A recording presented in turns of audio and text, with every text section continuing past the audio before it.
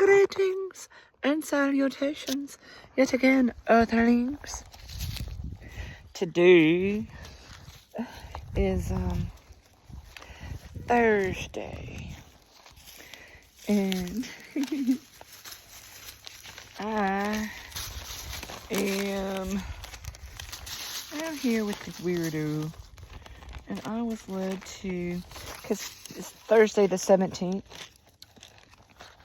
and I was led to bring my new journal and getting back into writing my entries, because I go through phases of where I feel the need to write things down, and then there's times I feel the need I'm guided to withhold pen to paper and internalize more. And I always honor with the ebbs and flow of the way that I am led, guided, and directed to honor Father. I'm never one to be about rituals or what other people consider. I am led, guided, and directed by my direct connect with Father. Other people do fasting on like a regular basis and things like that. Father deals with me as he wills. When it's time for me to do a spiritual fasting, then he will put me in those positions. I am always in the right place at the right time to experience the lessons I'm supposed to. And the thing is to be the tuning fork of what is the lesson here? What is the information I'm receiving? And how am I feeling? How am I, this tuning fork, this physical, touchable, tangible, where am I experiencing what's going on? How is this body processing these emotions? Because I had to stay balanced because, anyway. All right, so doing the touchable, tangible while also staying in prayer and trying to stay tuned in to Father, ancestors, and mothers and loving you on the daily. So it's our hello, beautifuls. I hope I get you on camera, baby. I love you so. Big gorgeous.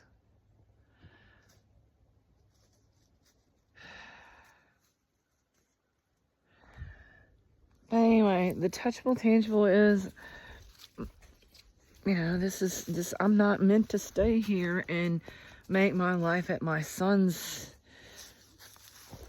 at his home. This is I love him greatly, and I am grateful that he has offered me sanctuary on his property, but no, I'm not meant, no, I'm meant to co-create with my life partner that is going to show up in divine timing.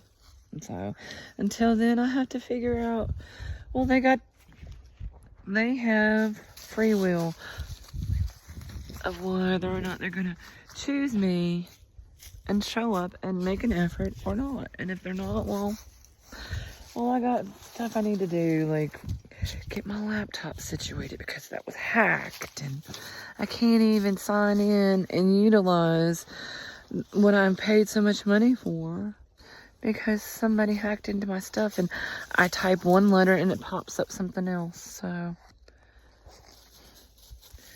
yeah, pretty crappy. It was on my to-do list. It was just kind of low on the priority, so I was making do with other ways. But now I need to get on housing lists, and well, that laptop would be pretty freaking useful. Especially considering my car's broke down, so I have to try to, Father and sister's mother, I'm leaning on y'all to flow me solutions, resolutions. I am not begging. I'm not a victim. I've been offered sanctuary here, and I have tuned in ways that I didn't get to appreciate when this was my home so many years ago. Anyway, so,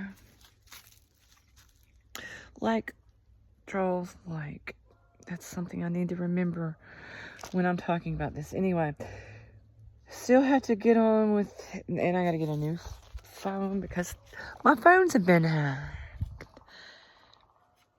And I keep having issues with the memory and all that stuff. It's horrible. Anyway,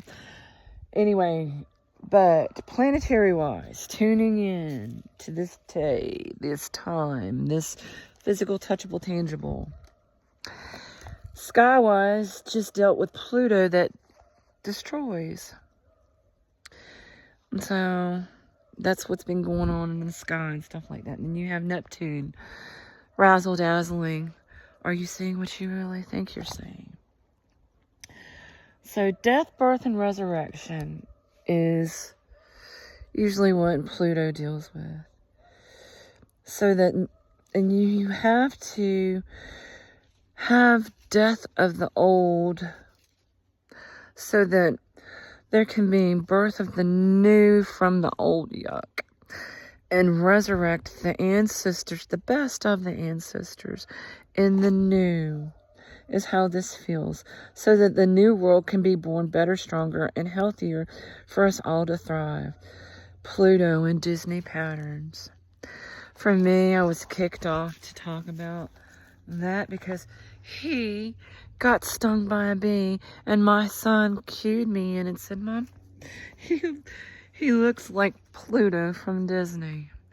So I've got signs all around about interesting things tying into the touchable, tangible, as well as my spiritual journey in this here and now that is so fascinating, in the correlations that get made to me on the daily that I can't really explain. And so chess, offense, defense, I was reminded of that. Energetic exchange, a parlay to announce the moves in the game. And then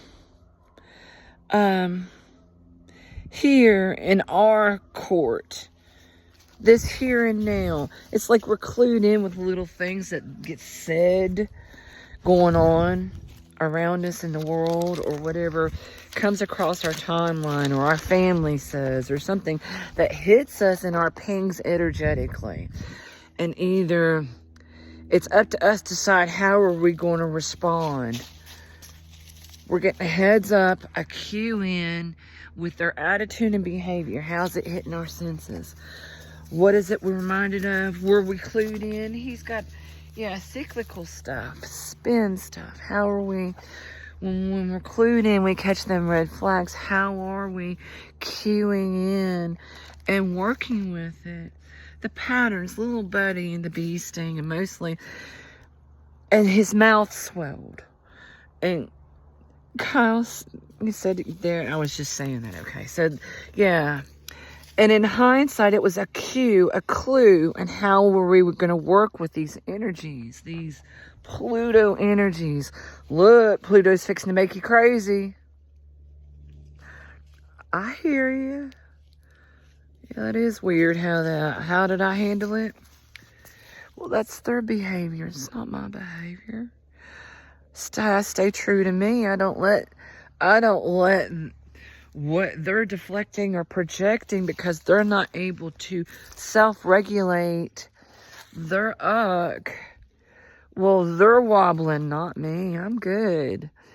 But what's wobbling me is I've got to know certain information so that I can get my stuff done. And other people hacking into my laptop and my phone, or making it impossible for me to be able to really get on these websites and do what I need to do to be able to get proper housing. Well, it's like it's being designed to try to stress me out. And I ain't letting it. Tuning forks. So yeah, tricky tricksters, sneaky backhanded things. How are you going to do with it? And Neptune, dilly-dallying with the Delulu stuff. Are you really seeing things the way you think you're seeing? Game safe, Father. The way that sun's kind of filtered behind the clouds. Anyway, tuning forks. Parlay. We have parlays in these energetic things. It's like they'll give you a clue and it's like, ooh, okay, how am I going to respond? Offense, defense, because the ball is in your court. Well, how? It reminds me of that coin that my Uncle John gave my son that I always wondered why the heck would he, because my Uncle John's gay, y'all, but he was in the Army. He's very, he has some very firm beliefs, but he's openly gay. Cool. Him and Mom are, you know, absolute soulmates. We're meant to be friends and wonderful, and I'm glad that they've always had each other. It's wonderful. It's amazing. And she's very lucky, and I can't wait to have those kind of friendships in my life, truly. Because thus far, I've had a lot of lessons. Thankfully, I am who I am, and I know how to know when to hold them and know when to fold them, know when to walk away and know when to run. Daddy was always an excellent poker player. I ain't gonna lie on it. That man, ooh, ouch. Anyway, tuning forks. Yeah, we were on a break is all. So parlay, you got to figure out then how are we going to proceed from this point on. And I always refer to when I played Magic the Gathering. Take consideration. All right, which way is the wind blowing? That's when I tune into my ancient ancestor roots. The wind takas. Which way is the wind blowing, Father? What's my point of experience from this point here? Game saved. Who I am at this point, this particular perspective, this juncture, this level of education and the tools I got to work with. What's happening is how I'm going to respond. Okay, what energies are we working with? Well, I mean, what's the smartest energies to respond with? Anyway, Neptune's fixing to spend years in Aries, and Neptune for me is wonderful because I'm Pisces anyway. And it's going to be in Aries, which is my Venus and also my North Node. What I love. What I am seeking with all my heart and all my might and all my soul. Love. What I love most. Father. Father loving me as me. Because, oh, I am the apple of his eye. He is the apple of mine. Oh, how I pray I please him. And I believe I do. In my own weirdo little way. Because I seek to try to be the most beautiful reflection of him as the best me I can. In all moments. Just by being my own weirdo. Freaky deaky self. Anyway, doing what I feel like I'm led to do in all moments. Okay, anyway. Mercury into Aries, the 16th and 17th. Mercury conjuncts Aries. Mercury. There's something about the way Mercury moves. Okay. And alchemical things. Mercury. And the touchable, tangible. Isn't it interesting how Mercury moves? The fluidity of it. It's a solid.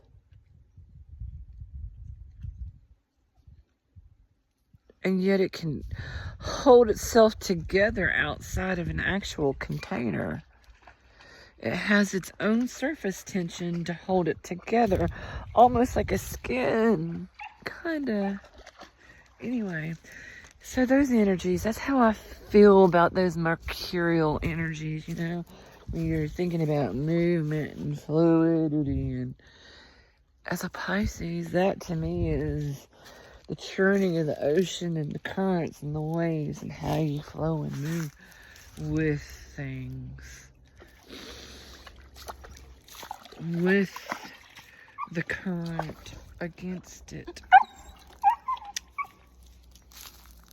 Alright, anyway, Saturn, on the 16th, I wrote, Saturn is coming out of the 3-year transit, and was reminded of a quote I wrote in another notebook. About 40 years have I wandered through the desert. And there's also been hell of a weird sky stuff since about 2010. 9/11 was a kickoff of true freaky cyclical stuff for me, and something about Venus just came out of retro too. And I've always wondered if Jesus was tested in the desert during a Venus retrograde, because that's when you reflect on what you love and why you love it. And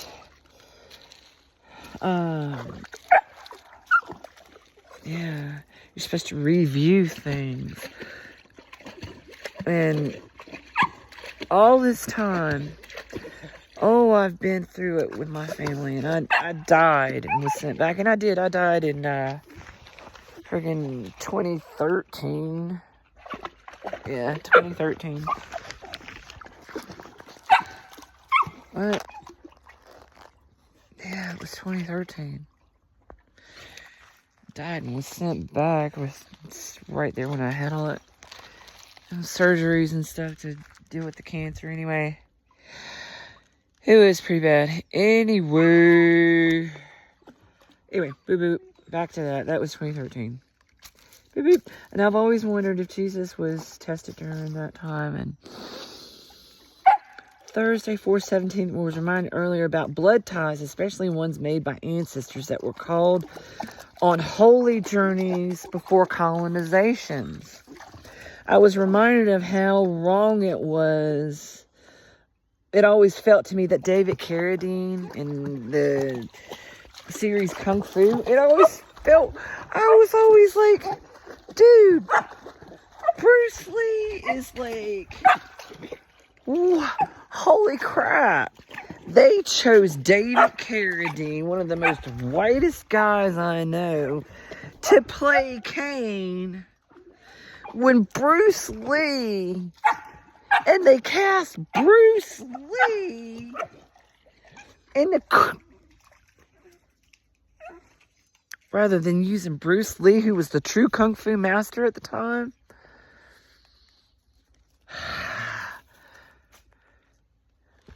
And I always wondered that man, and the way that David Carradine played it, knowing he is clearly running in circles, especially Kung Fu and stuff like that. He's running in circles that you know he's running into Bruce Lee all the time. A true Chinese man, born of the culture and a deep rooted, you talk about ancient. That man wasn't raised Chinese. But there was always something about the way that he played Kane that niggled at me. I was reminded how it always felt so wrong that he was chosen, first of all, and then the way he played it. Like I said, he was an obvious white man. Dude, just put a beard on him, and he's one of the fellas I grew up with. What in the world? And he don't sound no different the way he was talking. He just sounds, anyway. So anyway, hello, I see you over there. Anyway, so, yeah. The way that Bruce Lee come to America, and he was living in Hollywood and everything, or in California or whatever, and running in the circles that David Carradine was running in. And Bruce Lee was here paving the way for his people to come to Hollywood and America and breaking boundaries in cultural relations and opening up, because a lot of people didn't know anything about Chinese culture until Bruce Lee came to America and blew Hollywood wide open. It was awesome. It was amazing. And so yeah, he was the kung fu master paving the way for his people right before our eyes. And I mean, you got to look at this man and justify how you're representing his people. Anyway, that always niggled at me. And he always played Cain to me the way that I always thought that Jesus would have traversed the USA. Because think about it, Jesus was on a holy mission. And he went around to different masters. He went to different temples to learn things. They never specified where all he went on his life's mission. They never did. So, they never specified what desert in order for Jesus to truly, when walking his path, he had to be tested in the desert for 40 days and 40 nights. But they never said exactly what desert or when exactly he was tested 40 days and 40 nights. I need to review that. Note to self, please review that. Because it's something about being tested in the desert 40 days and 40 nights. Oh, tapping into a certain wavelength.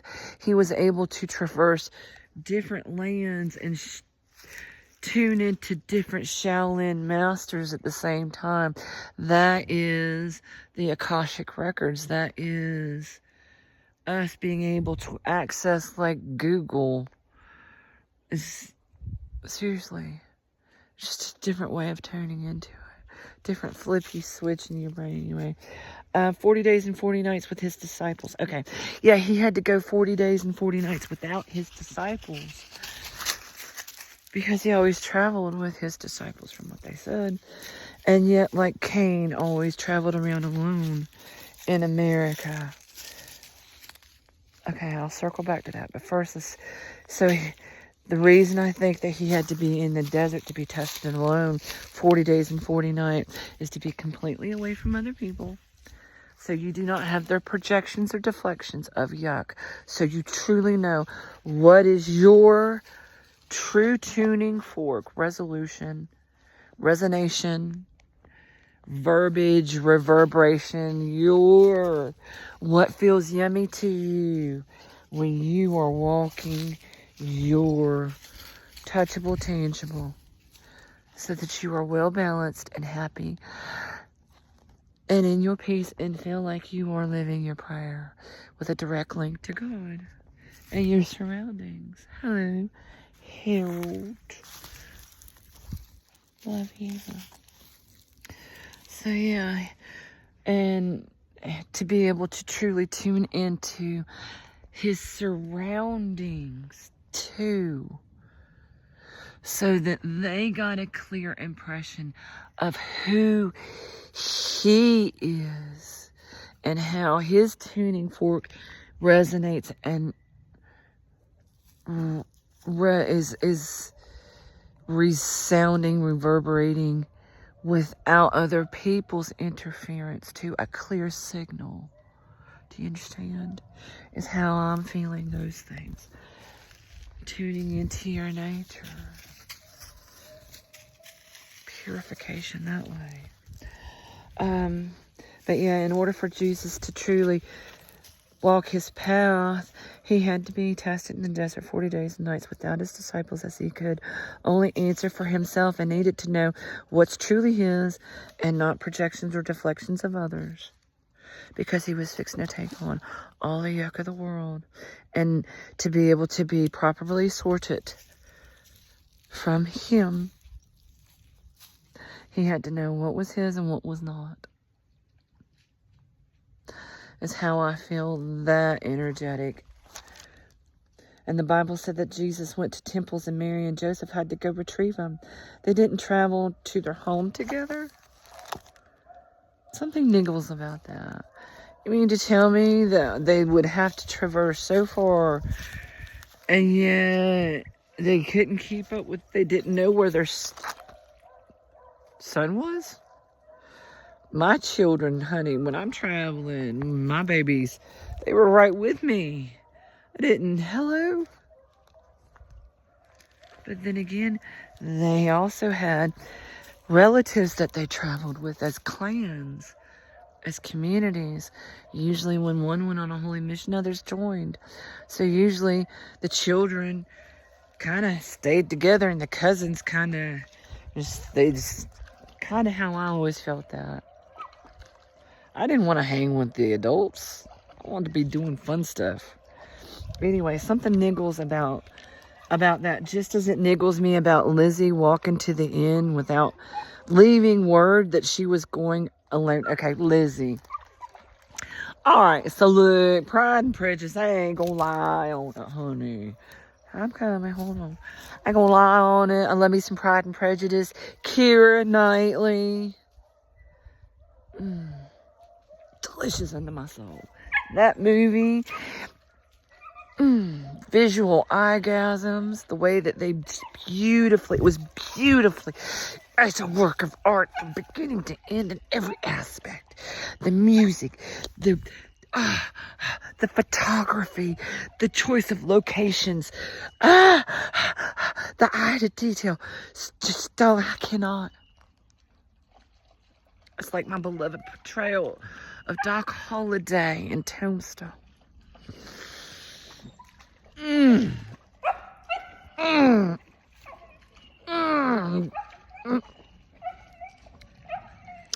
deliciousness unto my soul.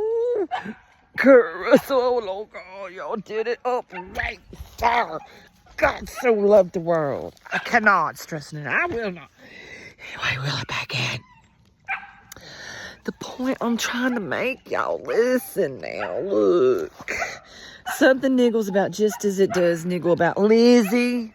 When she was there, Mr. Darcy, she wound up, her family just walked into his home for a tour. They're living their life, y'all. And they got people coming in their house to gawk at their stuff. That was odd to me. Anyway, so there Lizzie is, wandering around his house, all up in his stuff, nosing in his things. Talk about a stalker lurking. Oh, child, right? Anyway, it is twisted, baby. Anyway, humans. Anyway, reel it back in. Anyway, so she's up in his house, touching all his private things, and anyway, there he pops. She's there. She hears a pin, and she goes slurk around the corner, stalking him. And then he pops up, and they catch her. And there she terrorizes up. How the hell did she even know? Anyway, she found herself outside in this big ass house. She lucked out. Yeah. And he chases her outside. Now, where her aunt and uncle got to at that point, I don't know. But she terrorized. She gets embarrassed to be caught there. Next thing you know, they, of course, have no way of conversing. They just bumble anyway. They bumfuggled it. Anyway, ball was dropped at that point between the two. Had a moment opportune anyway. And then she terraced away and wound up back at the end walking. Now, look, she didn't grow up in that area. How the hell did she even know? Anyway, but I guess the carriage ride was slow enough And if they were talking about boring ass shit, I'd pay attention to where the fuck I was going to so I can find my way back as well. Because what the heck. Anyway, but yeah, something niggles me about that because, I mean, she didn't leave word to her aunt and uncle that she was headed out. And young ladies back then were always supposed to be chaperoned at all times. You did not get left alone with a gentleman because that would besmirk your name and your honor. And yeah, purity and chastity, from what I understand, was very, yeah, they had chaperones at all times. And yet her aunt and uncle left her without a thought. They didn't know that area. And she was of the upper class, and she's weighted down. Okay, look. First of all, they wore corsets really tight, so that constricted the breathing. Did they not have fainting couches for a reason? And also their attire, very many layers, heavy, corseted in, and she's gonna go tromping off in places that she don't know these people. Something niggled about that. Anyway, and they were her only transportation. Look, I'm having a hard enough time right now without my car. I ain't gonna lie on it. But I got the freedom of jeans and comfort that she didn't have the luxury of. So anyway, that's something about that just itchy butthole me. What? That don't make no damn sense to me. I'm just saying. Anyway, and they wore corsets and anyway, layers, heat and layers, fancy couches. Anyway, how odd, writing Gus Ravens. Is it just me, or am I the only one that wonders such things? And how odd that I get sidetracked thinking of Jesus, then reminded of Mr. Darcy. But I was also reminded of that chest. Started out with a thought about the chest, that painting. It's called The Chess Master. And this dude is playing chess with the devil. And the devil's sitting there just kind of leaning back in the chair, laughing it up. Like, I already got you beat.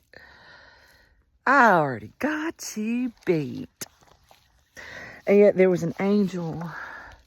There was an angel watching them play. And the human, the person portrayed playing the devil in the painting, looked so stressed. Like he was already lost. And it hangs in a museum somewhere. I meant to Google that anyway. But it hangs in a museum somewhere. And there was a tour one time. And so it's just, I'll put a reference to the story I just heard on Facebook. I know I posted it on my feed. Anyway, but it's hanging in a museum. And one time there was a actual true chess master come through the tour, as the guide was talking about the art and everything. And the tour guide went on and didn't realize the chess master was with him. But the chess master stood there studying that painting of that old devil, acting like he done won and studying that chessboard. And when they come back through and realize that the chess master had stood there the whole time, he's like, y'all might want to reconsider renaming this painting. Because apparently, if man kept his head, as Rudyard Kipling said, the poem If by Rudyard Kipling, if you can keep your head when all about you are losing nerves. Trust and have faith. Watch their moves, how they respond. So, There was something about that move, the way that that chess board was playing out. The king still had his move left to make. Checkmate. If the man just keeps his head about him, what all about them are losing theirs. Stay in your honor and dignity and grace. And move in ways that you can pray, Father, right me in my wrongs before it gets too out of hand. And He always will. You're always in the right place at the right time, doing exactly what you're supposed to, for exactly the right reason, if you stay in your honor and integrity. That's how this feels to me. And that's how these weird energies have been feeling to me. These mercurial energies. Are you really seeing what you think you're seeing? The chess master, that painting. Yeah, it reminds me of my own death experience, that I felt just like that odd painting on the way back when I was sent back from heaven, where I witnessed Father God as like a seed bod, a seed within the earth, because He is the corner blocks of it, all that is and ever was, and all that's in between. And that's how He presented Himself to me, as a seed pod within the earth.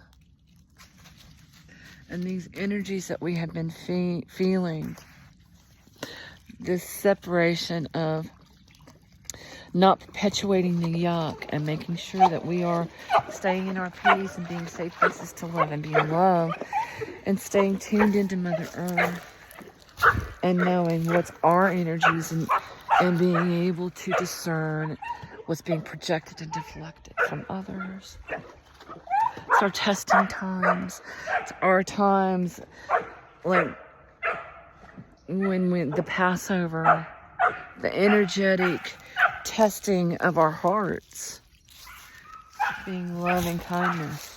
When push comes to shove, how are you truly going to step up and act and behave? Are you going to be love, or are you going to be... Anyway, because you answer for you. I answer for me. And I do not expect anybody else to answer for me.